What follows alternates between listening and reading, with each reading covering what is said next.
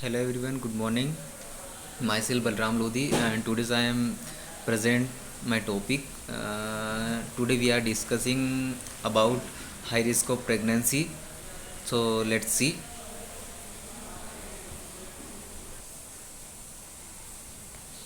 High risk of pregnancy क्या है? Pregnancy के दौरान जो हाई रिस्क डिसीज़ हैं उन्हें हम या तो ये कहें कि प्रेगनेंसी के दौरान जो बाधाएं आती हैं, जैसे डायबिटिक मदर या प्रेगनेंसी के दौरान बीपी का बढ़ना इत्यादि। पहले हम पढ़ेंगे introduction.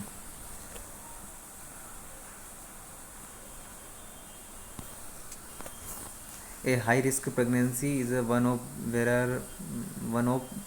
where mother or the fetus has been increased risk of adverse outcome and compared to uncompleted pregnancies no consent।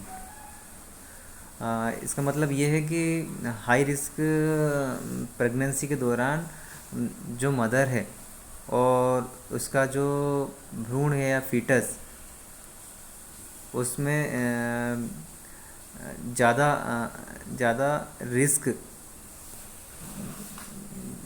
बच्चे को बाहर आने से पहले जो भी रिस्क होती हैं, जो जो प्रेगनेंसी को कॉम्प्लिकेटेड कर देती हैं, है ना। एक बार और देखते हैं। High risk pregnancy is where the mother और the foetus has increased risk of adverse outcome compares to uncomplicated pregnancy, है ना। आगे हम देखेंगे।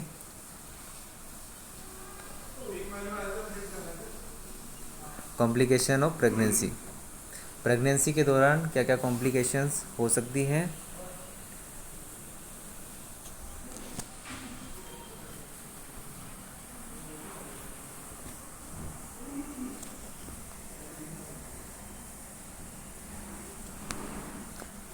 Complication of pregnancy are the health problem that are related to pregnancy।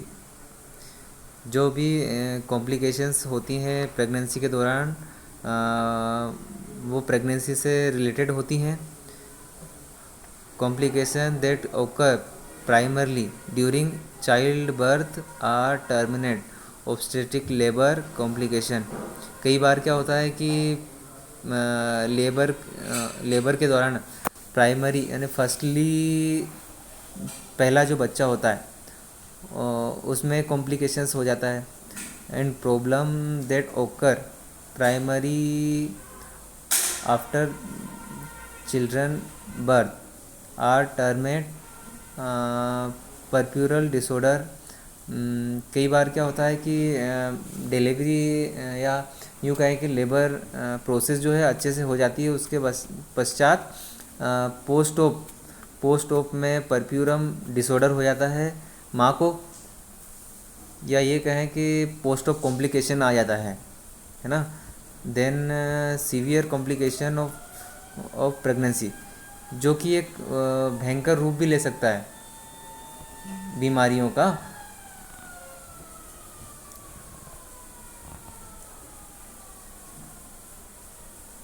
Then child birth and puerperium are present in 1.6% of mother in US. अगर US में देखा जाए तो 1.6% जो है परप्यूरम डिसऑर्डर देखा गया है माँ में after birth of baby. Then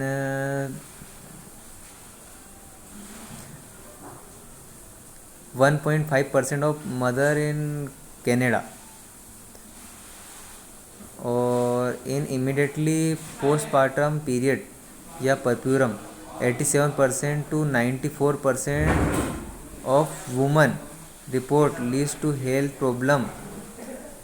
Long term health problem persist after 6 months postpartum are reported 31% of women.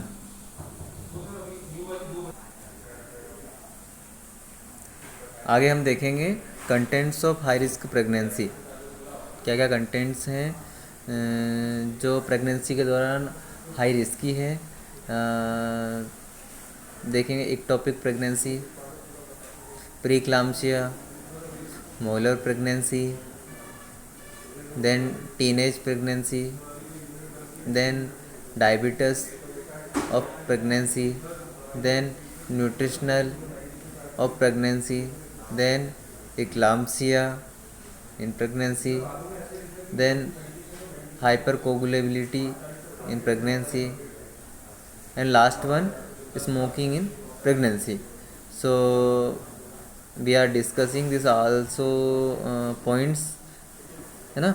इन सभी पॉइंटों को अपन देखेंगे क्या क्या इनमें कॉम्प्लिकेशंस होते हैं, क्या इनके सिम्टम्स हैं, है ना। और इसके बारे में आगे देखेंगे अपन।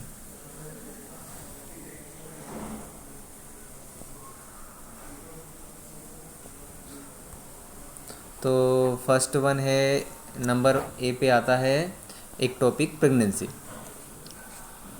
तो इक्टोपिक प्रेगनेंसी क्या होता है।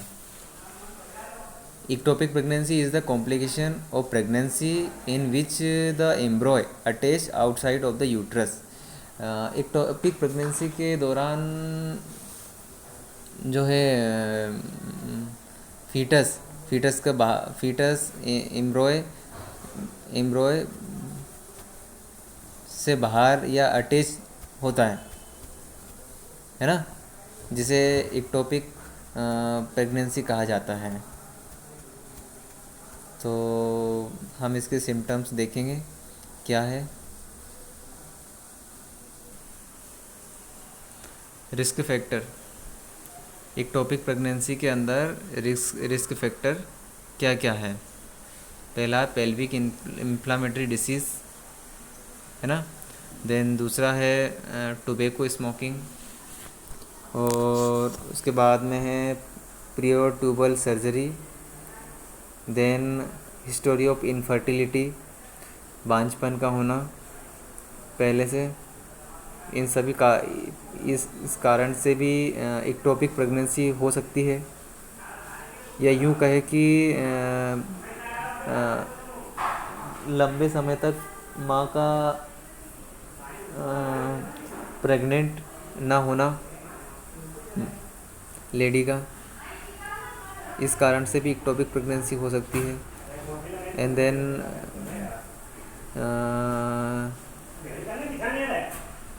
हिस्टोरी ऑफ इनफर्टिलिटी हो गया है ना। देन उसके बाद में use of assist reproductive technology, reproductive जो असिस्ट करते हैं जो भी, वो टेक्नोलॉजी का कुछ गलत होना, या यूँ कहें कि इन्फेक्टेड इंस्ट्रूमेंट्स यूज़ करना, है ना। इसमें पहला जो है पेल्विक इन्फ्लामेटरी डिसीज़। अगर पेल्विक इन्फ्लामेटरी डिसीज़ पहले से कोई वुमन को है तो उसे एक्टोपिक प्रेगनेंसी होने के चांस हैं, है ना। और ये मैंने बताया नहीं था दूसरे नंबर वाला कि टोबैको स्मोकिंग, तंबाकू होता है ना, तंबाकू जो जिससे बीड़ी वगैरह बनती है ना। बहुत सारे क्या है कि इस तंबाकू का बीड़ी के अंदर जलाकर स्मोकिंग करते हैं नशे के काम में। वो भी एक कारण हो सकता है कि माँ को एक्टोपिक प्रेगनेंसी हो स्मोकिंग की वजह से, है ना। बाकी दो तो हम देख चुके हैं। या फिर ये लास्ट वाला नहीं देखा था अपन ने, बीच वाला third one prior tubal surgery, जो यूट्रस के फोलोपियन ट्यूब होती है ना, उसका प्रियोर ट्यूबल सर्जरी हुआ हो, है ना, जिससे वो डैमेज हो गए हो या उसमें कोई इन्फेक्शन आ गया है ना। दिस आल्सो भी मेन रीज़न, है ना, एक्टोपिक प्रेगनेंसी, है ना। सो अगला देखेंगे अपन बी नंबर।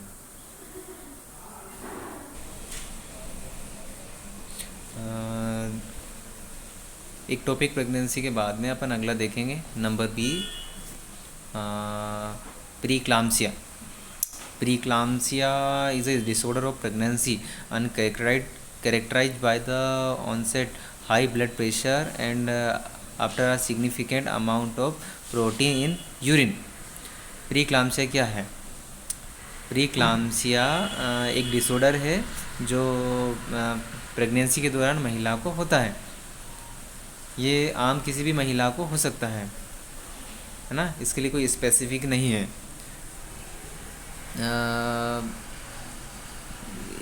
इसके कुछ लक्षण हैं, जैसे high blood pressure and urine में प्रोटीन का अमाउंट ज़्यादा दिखाई देना, है ना। ये सब प्रीक्लाम्सिया की निशानियां हैं। यह यूँ कहें ये पेशेंट डिस्क्राइबड बाय द प्रीक्लाम्सिया। तो प्रीक्लाम्सिया के हम सिम्टम्स देखेंगे, किस किस को ये क्या क्या सिम्टम्स शो करता है ना, इन क्लिनिकल। तो सिम्टम्स ऑफ प्री इक्लाम्सिया, है ना। First one we will discuss high blood pressure. Patient को हाई ब्लड प्रेशर रहेगा इन प्रेगनेंसी के दौरान हाई ब्लड प्रेशर बना रहेगा जो प्रेग्नेंट वुमन है ना। फिर next one we see high protein content in urine के अंदर हाई कंटेंट्स ऑफ प्रोटीन का पाया जाना, है ना। उसके बाद में लॉस ऑफ कॉन्शियसनेस, ज़्यादा हाई बीपी होने से या फिर ज़्यादा प्रोटीन यूरिया आने से, है ना, पेशेंट लॉस ऑफ कॉन्शियस भी कर सकता है, कॉन्शियसनेस भी खो सकता है ना। ये उसके सिम्टम्स होंगे।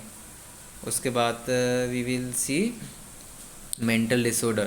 पेशेंट को मेंटल डिसऑर्डर भी हो सकता है।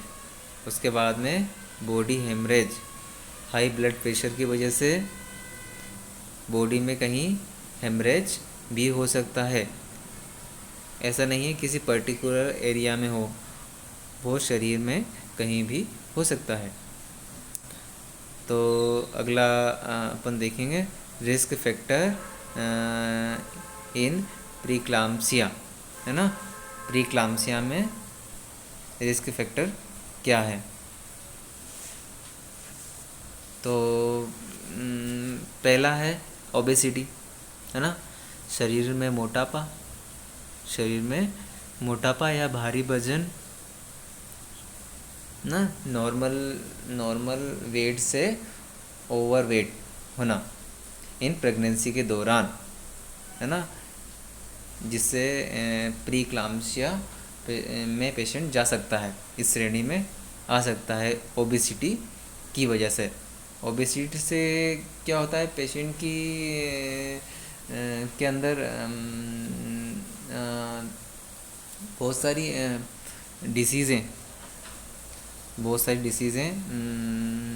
पैदा हो जाती हैं, जिसमें एक ब्लड प्रेशर हाई होना, ये भी एक मेन कारण है ओबेसिटी की वजह से, है ना। सो नेक्स्ट वन देखेंगे अपन प्रियोर हाइपरटेंशन। पेशेंट हाइपरटेंशन में जाएगा ही, है ना। देन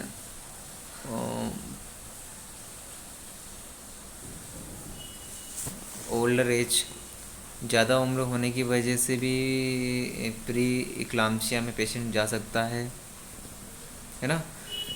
अगला देखेंगे अपन, we will see next one, diabetes mellitus. अगर किसी को डायबिटिक है फिर भी वो प्री क्लाम्सिया में जा सकता है ना। जो पेशेंट है अगर वो पहले से डायबिटिक है तो वह एक प्री क्लाम्सिया में जा सकता है। सो नेक्स्ट अगला अगला हाई रिस्क ऑफ प्रेगनेंसी हम देखेंगे, वो क्या है।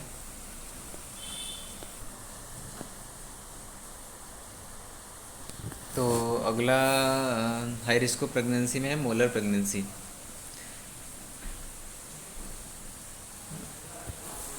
मोलर प्रेगनेंसी में अपन देखेंगे a molar pregnancy also known as a hydatidiform mole is an abnormal form of pregnancy in which non-visible fertilized egg implant in uterus. A molar pregnancy is a type of gestational trophoblastic disease that used to be now as a herediform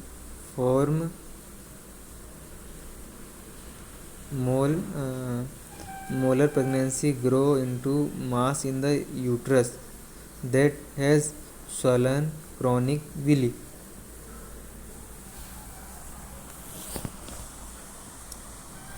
molar pregnancy के दौरान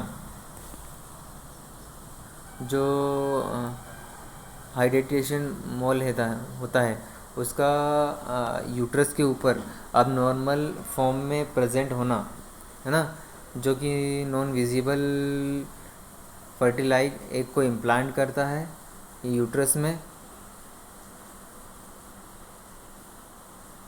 और यह बोले तो molar pregnancy एक type की gestational trophoblast की disease होती है जो कि यूज़ होता है हाई डिटेशन ट्रोफोब्लास्ट में मोलर प्रेगनेंसी के दौरान।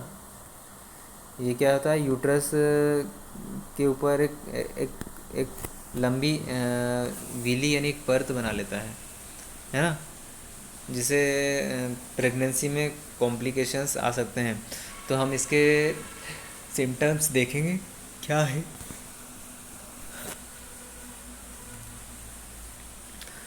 सिम्टम्स ऑफ मोलर प्रेगनेंसी तो क्या है,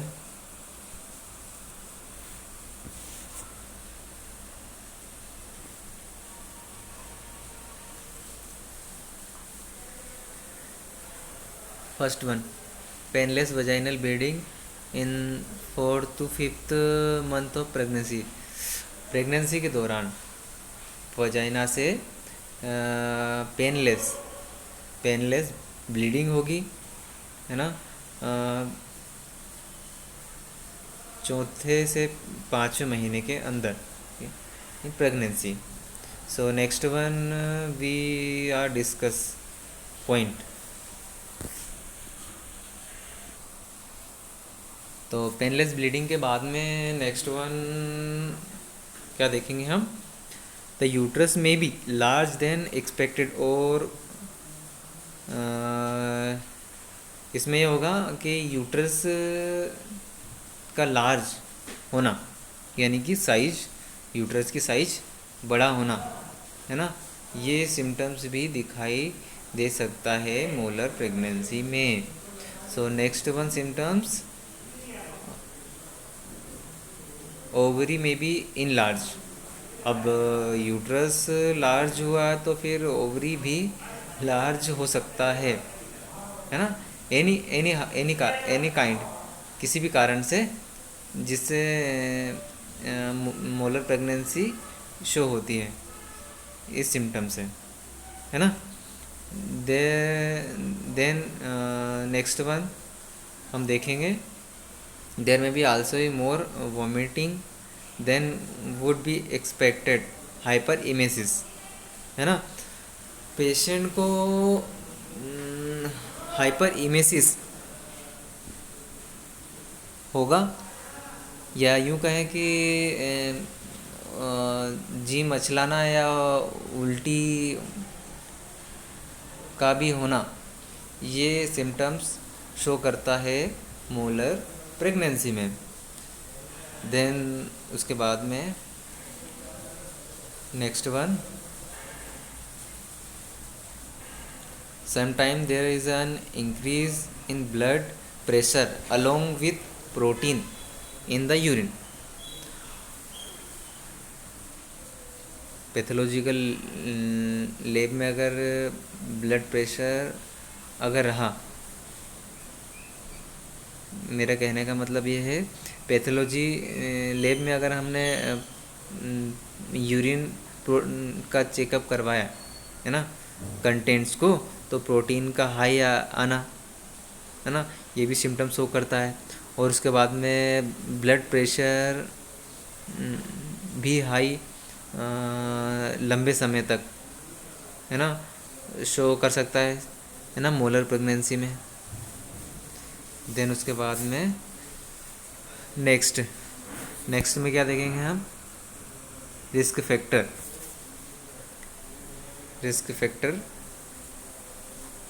क्या क्या रिस्क फैक्टर हैं जिसकी वजह से मोलर प्रेगनेंसी हो सकती है। तो the cause of this condition is not completely understood and potential risk factor may be include defect in eggs, abnormality with in the uterus और न्यूट्रिशनल डेफिशिएंसी। अब हम इसको हिंदी में समझेंगे।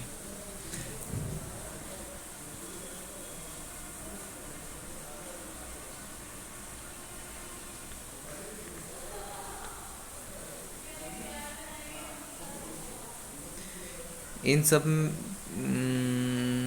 में पोटेंशियल रिस्क फैक्टर होते हैं क्या, तो इंक्लूड डिफेक्ट इन एक जो कि एक को डिफेक्ट करते हैं जो फॉलिपियन ट्यूब में होते हैं, abnormality with in the uterus और न्यूट्रिशनल डेफिशिएंसी, न्यूट्रिशन की कमी की वजह से, न्यूट्रिशनल की कमी की वजह से भी मोलर प्रेगनेंसी हो सकती है। जैसे कि एक डिफेक्ट होंगे जिससे मोलर प्रेगनेंसी होगी, है ना। So next high risk of pregnancy हम देखेंगे क्या है।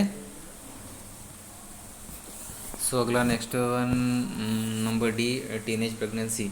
टीनेज प्रेगनेंसी में हम क्या देखेंगे, teenage pregnancy also known as adolescent girls is pregnancy in female under the age of 20 year according to WHO. Pregnancy can occur with sexual intercourse after start of ovulation, which can be before the first menstruation period,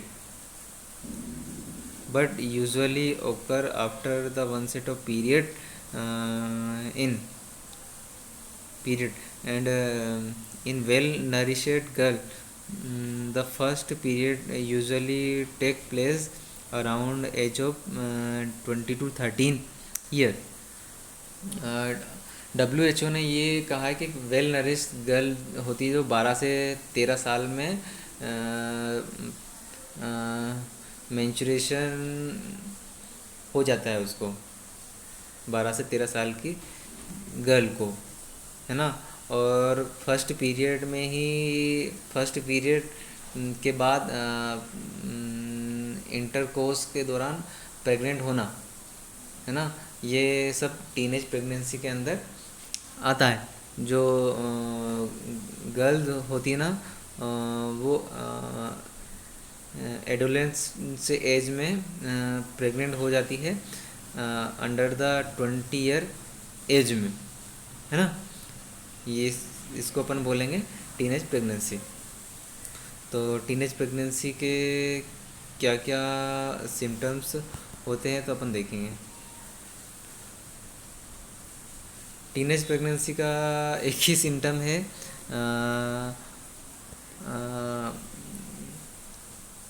20 साल से कम उम्र में pregnancy होना, है ना। ये सब teenage pregnancy के अंदर आता है।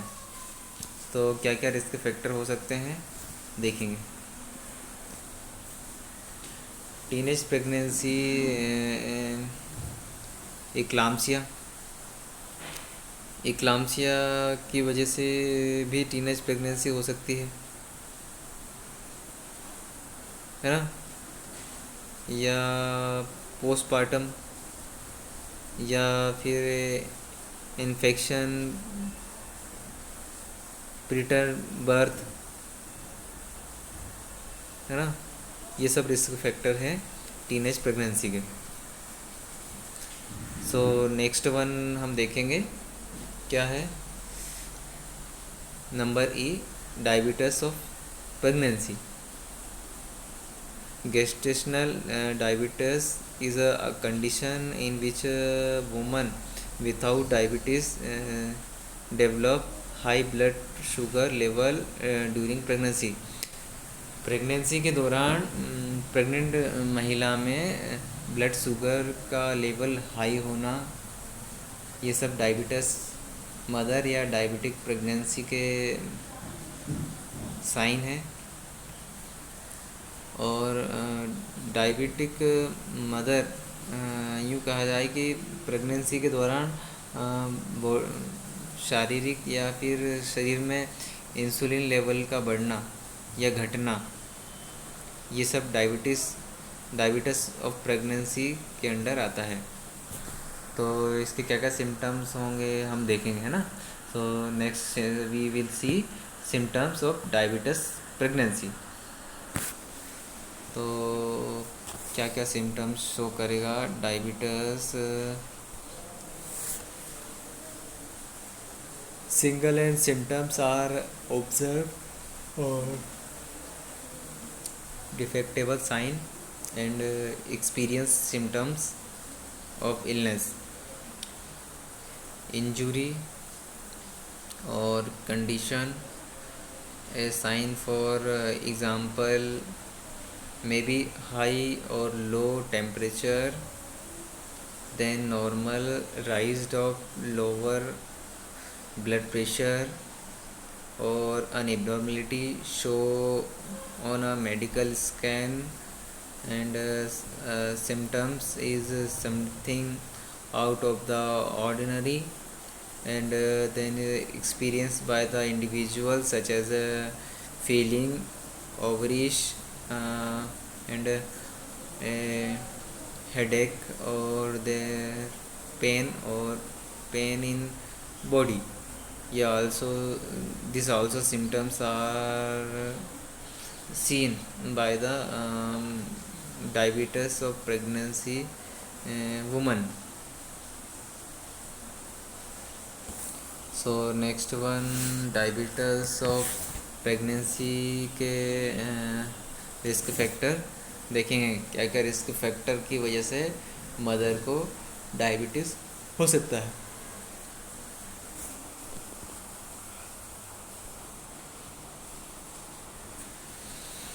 Risk factor of diabetes mother, किस वजह से मदर डायबिटीज़ हो सकती है, क्या क्या रिस्क फैक्टर हैं तो हम देखेंगे। ओवर वेट, वज़न का शरीर में ज़्यादा होना, या कहे ओबेसिटी।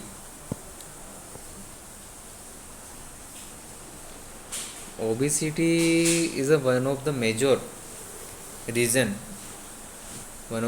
रीज़न, एक बड़ा कारण है डायबिटीज़ ऑफ मदर में डायबिटिक का होना, है ना।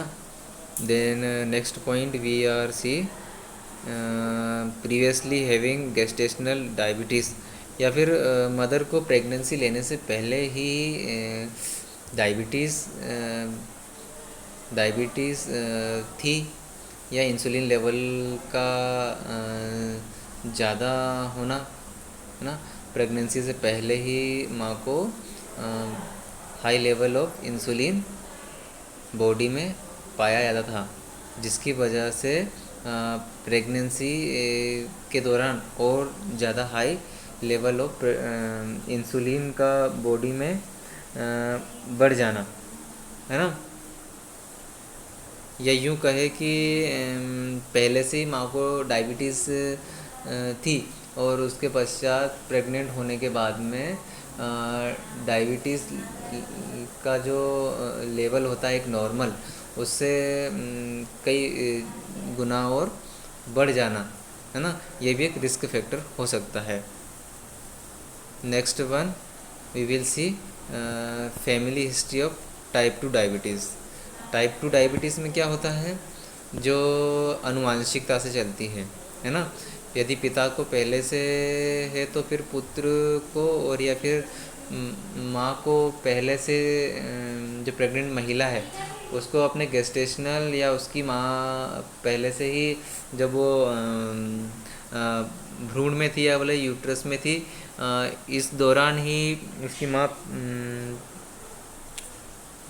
को डायबिटीज़ थी, है ना, जिससे वो टाइप 2 डायबिटिक जो है मदर टू सेकेंड मदर में ट्रांसफ़र हुई, जिससे वो प्रेगनेंसी में उसे कोई ये दिखाई देगी। या यूँ कहें कि family history of the type 2 diabetic, ये भी एक मेजर रिस्क है हाई रिस्क ऑफ प्रेगनेंसी में डायबिटीज़ मदर का होना, है ना। So next one we will see polycystic ovary syndrome. Polycystic ovary syndrome का होना भी डायबिटिक मदर को शो करता है ना। इससे भी मदर के अंदर इंसुलिन लेवल या फिर डायबिटीज़ यूँ कहे कि डायबिटीज़ का लेवल है, डायबिटीज़ पेशेंट में जो इंसुलिन लेवल आता है वो इंक्रीज़ होता है पॉलीसिस्टिक ओवरी सिंड्रोम की वजह से, है ना। So risk factor completed. Then उसके बाद में next number F high risk of pregnancy में हम देखें क्या है वो।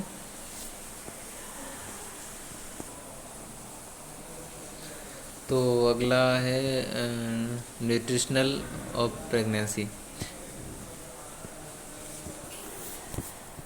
Nutrition and pregnancy refer to the nutritional intake and dietary planning is the undertake before, during and after pregnancy. Nutritional of the fetus being at conception.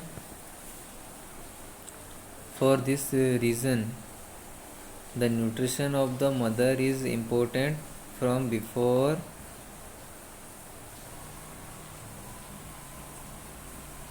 conception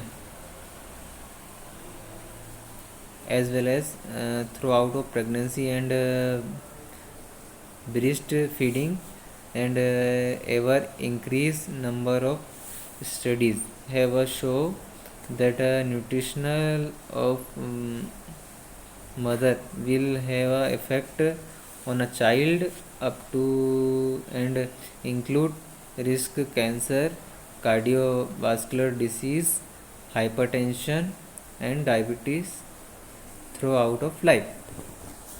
तो nutritional value का शरीर में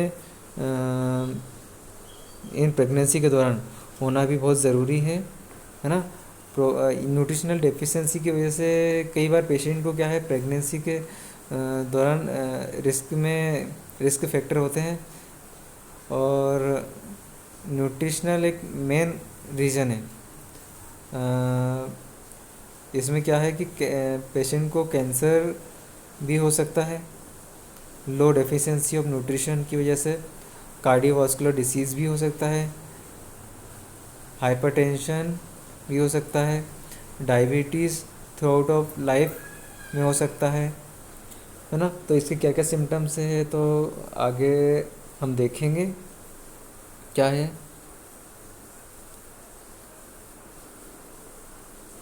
symptoms of nutritional deficiency in pregnancy. Pregnancy के दौरान अगर nutritional की कोई deficiency होती है ना, तो क्या क्या सिम्टम्स होंगे तो आगे हम उनमें डिस्कस करेंगे। पहला है वीकनेस। पेशेंट में वीकनेस दिखाई देगा, है ना। First one weakness. वीकनेस क्यों दिखाई देगा? अगर न्यूट्रिशनल वैल्यू या फिर न्यूट्रिशन की कमी है पेशेंट को, तो ऑब्वियसली पेशेंट को वीकनेस तो वो डिज़र्व करेगा ही, है ना। देन उसके बाद में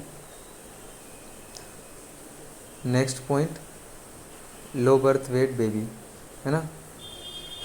लो बर्थ वेट बेबी को जन्म देना ये भी एक न्यूट्रिशनल डेफिशिएंसी का कारण है। जब माँ को ही प्रॉपर न्यूट्रिशन नहीं मिल पाता है तो वो प्रॉपर बच्चे तक कैसे पहुँचेगा, है ना। जब माँ को ही न्यूट्रिशन प्रॉपर नहीं मिल पा रहा है तो वह बच्चे तक कैसे पहुँचेगा, जिससे लो बर्थ वेट बेबी की इसका एग्जाम्पल है ना। So next one we will see preeclampsia. Preeclampsia क्या होता है ना। प्रेगनेंसी के दौरान बीपी का हाई होना, है ना। न्यूट्रिशनल कई कंटेंट्स होती हैं न्यूट्रिशन के अंदर जो माँ को नहीं मिलने की वजह से ब्लड में ब्लड का पतला होना या फिर ब्लड की बहुत सारी कंटेंट्स जो है वो नहीं मिल पाती है और जिससे हाई ब्लड प्रेशर की समस्या आती है ना, जिसे प्रीक्लाम्सिया कहा जाता है ना। प्रेगनेंसी से पहले पेशेंट को हाई ब्लड प्रेशर रहना ये भी सिम्टम्स शो कर सकता है। Then next one diabetes. Diabetic mother को डायबिटीज़ भी हो सकती है। क्यों? क्योंकि माँ के द्वारा बनाए गए ग्लूकोज लेवल जो बच्चे में पहुंचता है तो फिर माँ हाइपोग्लाइसेमिया भी जा सकती है ना, जिससे डायबिटीज़ की समस्या उत्पन्न हो सकती है। सो नेक्स्ट वन वेट लॉस। अगर माँ को न्यूट्रिशनल डेफिशिएंसी है या प्रॉपर न्यूट्रिशन इंटेक नहीं कर रही माँ, तो ओबियसली लो वेट तो होगा ही होगा, है ना। सो नेक्स्ट देखेंगे हम क्या क्या रिस्क फैक्टर हैं, है ना।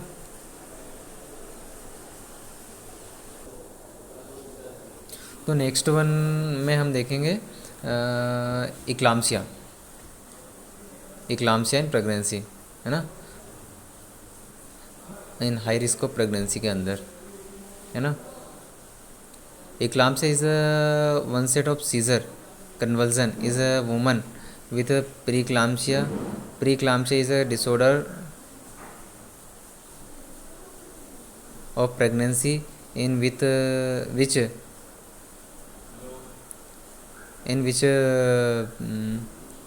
where high blood pressure and either large amount of protein in urine or other organ dysfunction.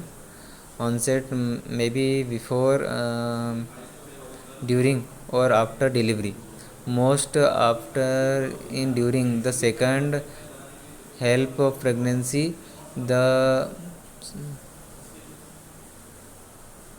seizure are of the tonic clonic types of typically last about a minute. Following the seizure, there are typically either period of confusion or coma.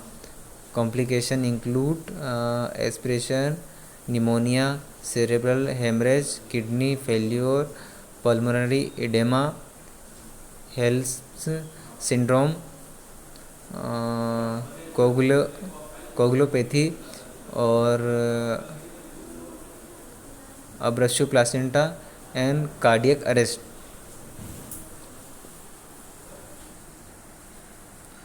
तो इक्लाम्शिया इक्लाम्शिया को high risk of pregnancy क्यों बताया गया है ना। तो इसके दौरान हम देखेंगे कि इक्लाम्शिया की वजह से, इक्लाम्शिया यानी कि एक तरह से सीजर डिसऑर्डर या कन्वर्जन, है ना, माँ को कन्वर्जन आना। इक्लाम्सिया इक्लाम्सिया एक डिसऑर्डर है जिसमें कन्वर्जन आते हैं, है ना। और ये कन्वर्जन अगर यूँ कहें कि इंड्यूरिंग प्रेगनेंसी के दौरान अगर ये इक्लाम्सिया की परेशानी आ सकती है, या यूँ कहें हाई रिस्क ऑफ प्रेगनेंसी में से इसलिए रखा गया कि अगर अगर माँ को इक्लाम्सिया की दिक्कत है तो उसे बहुत सारे बीमारियों से गुजरना पड़ेगा, जैसे कि एस्पिरेशन, निमोनिया, सेरेब्रल हेमरेज भी हो सकता है, किडनी फेल्यूर भी हो सकती है, पल्मोनरी इडेमा भी आ सकता है, हेल्प ऑफ सिंड्रोम नाम की डिसीज़ भी हो सकती है, कोगुलोपैथी भी हो सकती है, अब्रप्शु प्लासेंटा हो सकता है, एंड कार्डियक अरेस्ट में भी कैन हैपन। तो इक्लाम्सिया के क्या क्या सिम्टम्स हैं इन प्रेगनेंसी हम देखेंगे। इसके मेनली दो ही सिम्टम्स हैं। पहला है सीजर्स, सीजर्स ही शो करेगा, है ना, पेशेंट को सीजर आएंगे, है ना। और उसके बाद में प्री क्लाम्सिया भी हो सकता है, पेशेंट का बीपी हाई भी हो सकता है। दिस आल्सो कॉज सिम्टम, है ना, हाई रिस्क ऑफ प्रेगनेंसी।